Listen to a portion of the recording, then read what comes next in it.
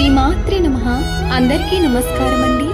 లలితా సహస్రనామంలో 63వ శ్లోకం. సుప్త ప్రాజ్ఞాత్మిక తుర్య సర్వవస్థ వివర్జిత సృష్టికర్త్రి బ్రహ్మరూప గోప్త్రి గోవిందరూపిణి. భావం నిద్రావస్థను సూచించున్నది. ప్రజ్ఞయే స్వరూపముగా గలదు. తుర్యావస్థను సూచించున్నది. అన్ని అవస్థలను విడిచి అతీతముగా నుండునది. సృష్టి చేయునది. బ్రాహ్మణ లక్షణము గల రూపము గలది. గోపన లక్షణము అనగా సంరక్షణ లక్షణము గలది. విష్ణుమూర్తితో రూప సమన్వయము కలది. ఒక్క నిమిషం కళ్ళు మూసుకుని ఒక చిన్న శిశువు నిద్రలో ప్రశాంతంగా ఉంది.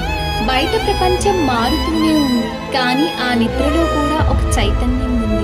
అదే అమ్మవారి సన్నిధి. మనం మేల్కొన్నప్పుడు, మనం కలలు కంటున్నప్పుడు, మనం గాఢ నిద్రలో ఉన్నప్పుడు ప్రతి స్థితిలోనూ ఆమె మనలోనే ఉంది. కానీ ఈ స్థితులన్నిటికీ అతీతంగా ఒక పరమశక్తి ఉంది. అదే తురియా స్థితి. అక్కడ ఆమె బ్రహ్మగా సృష్టిస్తుంది, విష్ణువుగా రక్షిస్తుంది. జీవితం మొత్తం ఆమె శక్తి ద్వారానే నడుస్తుంది. మనం మారే స్థితుల్లో ఉంటాం, కానీ దైవ చైతన్యం ఎప్పటికీ మారదు. బయట పరిస్థితులు మారినా మనలో స్థిరమైన చైతన్యాన్ని గుర్తిస్తే మనం బలంగా ఉంటాం. లలిత అమ్మవారి కృప మన అందరిపై ఉండాలి. ఆమె మనకు స్థిరత్వం, జ్ఞానం, రక్షణ ఇవ్వాలి. శ్రీమాత్రే నమః.